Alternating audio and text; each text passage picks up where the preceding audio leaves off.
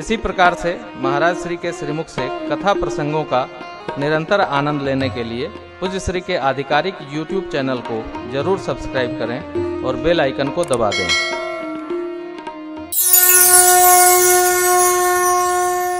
हमारे सरकार थोड़े बड़े हुए, लीला आगे बढ़ती है। माता दही और चावल भोजन कराती हैं, दही चूरा खिला रही हैं। आहा क्या बात है। आओ, लिखा है भोजन करत चपल चितई तबुत दब सर पाई, भाज चले किलकत दधिवोदन। बच्चे बैठकर नहीं खाते, बच्चे चलते रहते हैं, खाते रहते हैं, खेलते रहते हैं, खाते रहते हैं।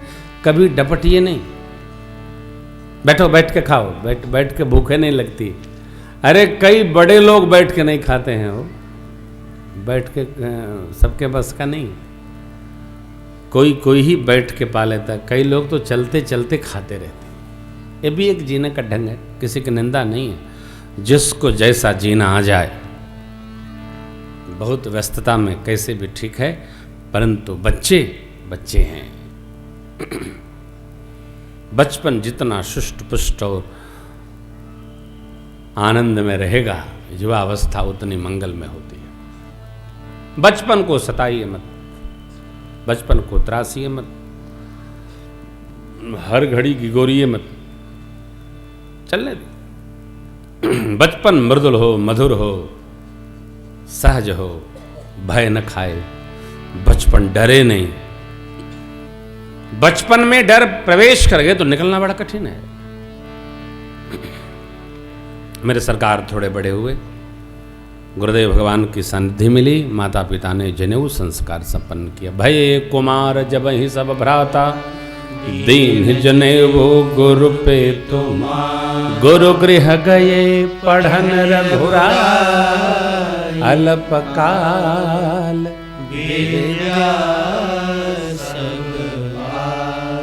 उपनयन संस्कार संपन्न हुआ। गुरुकुल में पढ़ने गए, प्रभु भाइयों के साथ विद्या अपने आप आ गई। क्यों? संस्कार के कारण।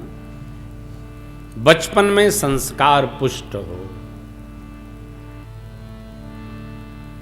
बचपन में जो संस्कार में रह लेगा, जो आप अपने घर में दर्शन करें, उसको युवावस्था में बिगड़ने का कोई चांस नहीं, कोई अर्थ नहीं।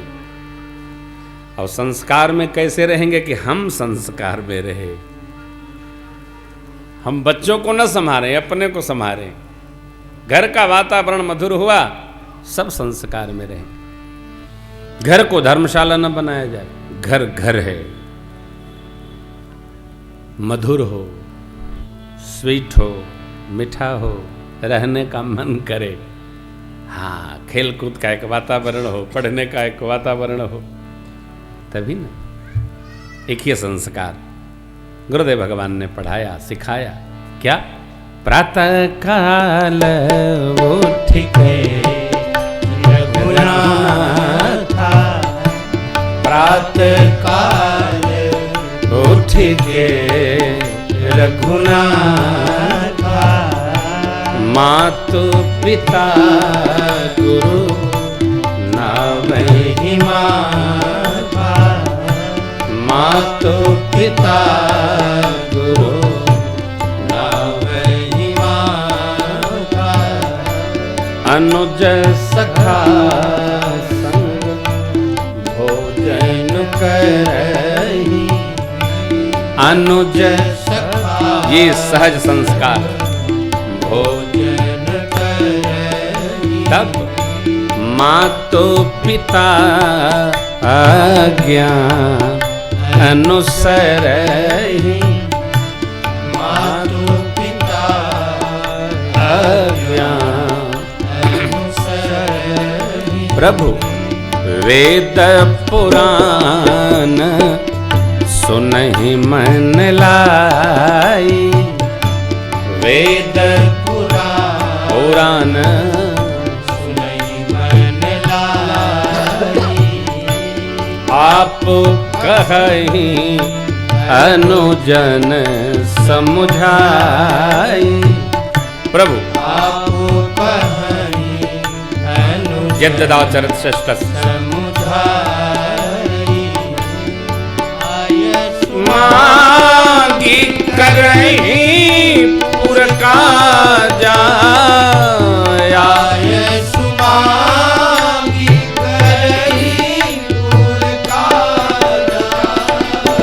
देखी चरित हर्षई मन राजा। देखी चरित हर्षई मन राजा। देखी चरित हर्षई मन राजा।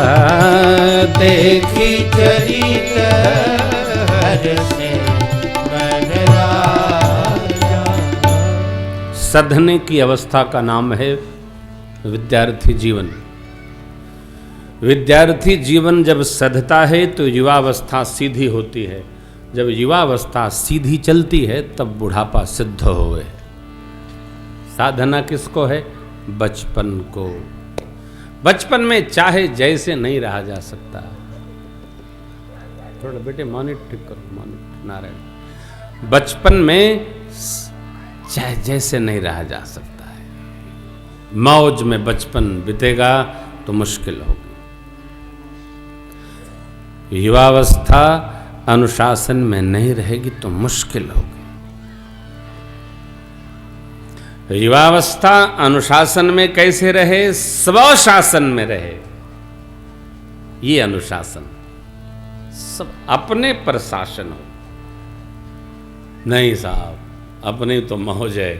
नहीं नहीं नहीं नहीं। बचपन यदि सधा नहीं और युवावस्था सीधी न भई तो वृद्धावस्था कठिन है, बहुत कठिन। कई लोग हम तो अपनी मौज में रहते हैं। भाई राम जी नहीं रहे ना, हम तो राम कथा कर रहे हैं। अपनी मौज में नहीं रह सकते हो आप। आपको तो शास्त्र की मर्यादा है, हमारे इतिहास ग्रंथों की कथानकों की मर्यादा है, पौराणिक व्यवहार की मर्यादा है। आप यूं नहीं रावण फूंक देते। रावण को फूंकने से कल्याण थोड़ी होना है। रामलीला रावण फूंकने के लिए नहीं होती है। रावण अपने आप मरता है। लेकिन आप विचार करिए, आजकल जहाँ जहाँ रामलीलाएं होती हैं वहाँ वहाँ राम का कद नहीं बढ़ाया जाता है। रावण देखने सब लोग जाते हैं, क्योंकि रावण का कद हर साल 5 फीट बढ़ा दिया जाता है। आप जरा विचार करिएगा कि रामलीला रावण के कद बढ़ाने के लिए हम कराते हैं अथवा रावण का कद छोटा करने के लिए करते हैं। कौन कहेगा? पिता भी ड्यूटी से आएगा, पत्नी को लेगा, बच्चों को लेकर, चलो चलो रावण दिखाते हैं कितना ऊंचा रावण है। कदाचित रामलीला वालों को रावण भेटा ही जाता ना, हाँ तो इसी रगड़ाई करता। हर साल तुम बढ़ा देते हो हमको, तुम्हारे अंदर कुछ राम जी का आने रहा है यार, हमको क्यों बढ़ाते हो? सोचिए, हम एक दिन चिंतन कर रहे थे, आखिर रावण की चर्चा इतनी क्यों होती? रावण क्यों मारा जा रहा है? रावण तो कह गया कि देखो मैं रह गया, मैं ये किया तो मेरा ऐसा भया, तुम न करना, तुम मनुष्य हो। रावण ने विभीषण जी से कहा तुम जो उपदेश कर रहे हो वो हमारी आसुरी परंपरा में संभव नहीं है। हम वो मानते हैं जो हम सोचते। मम पुर बस तपसिन पर प्रीति, 60 मिल जाए तिनहि कहूं। वो नीति मानता है, मैं नीति नहीं मानता। नीति प्रीति परमारथ स्वार्थ, कौन राम सम जान जथारथ। राम जी जैसा नीति प्रीति परमार्थ और स्वार्थ कोई नहीं जानता। गुरु वशिष्ठ भगवान कहते हैं अयोध्या कांड। विभीषण जी नीति जानते हैं। भगवान ने भी कहा मैं जानूं तुम्हारी सब रीति, अति नय निपुण न भाव अनीति। मैं तुम्हारी परंपरा जानता हूं। भगवान जानते हैं, विभीषण की मान लिए। लेकिन हम लीला देखकर, कथा सुनकर कितना मान पाते हैं, कितना अपने को साध पाते हैं। ये बच्चों के साथ पढ़ाई पढ़ाई पढ़ाई। अरे बच्चे जगते हैं क्या? प्रातः काल जगते हैं क्या? 4 बजे 5 बजे जग के पढ़ते हैं क्या? नहीं पढ़ते। पढ़ते भाग्यशाली हैं। और पढ़ाना भी नहीं पड़ता, पढ़ने वाले पढ़ते ही हैं, नहीं पढ़ने वाले कदापि नहीं पढ़ते हैं। पढ़ने वाले पढ़ते हैं। 2-4 साल जगा दीजिए, बच्चे अपने आप पढ़ते हैं। माँ बाप शयन में हैं, बच्चे पढ़ते मिलेंगे आपको। जो नहीं पढ़ता एकदम नहीं पढ़ता।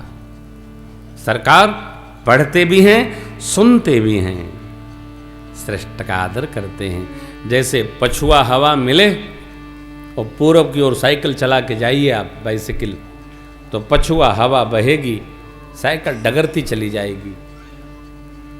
पूर्वा हवा मिले तो पश्चिम की ओर, IIT की ओर चले जाइए, कोई बल नहीं लगेगा। पैडल पर पैर रखिए, चलते चले जाइए। जिस प्रकार हवा के वेग से बाइसिकल चलती चली जाती है, उसी प्रकार श्रेष्ठ के आशीर्वाद से हमारे अंदर शीलता, विद्या ग्रहण करने की क्षमता, करुणा अपने आप बरसती चली आती। कुछ नहीं करना। इसलिए प्रातः काल उठ के रघुनाथ, मातु पिता गुरु नावहि माता। ये परिणाम आता है जब हम श्रेष्ठ को प्रणाम करते हैं, किसी को प्रणाम करते हैं, उनकी करुणा, उनका पुण्य, उनका आशीर्वाद हमारे साथ हो लेता है। बच्चों में ये संस्कार दृढ़ हो, जो मेरे प्रभु में है वो हमारे बच्चों में उतरना चाहिए।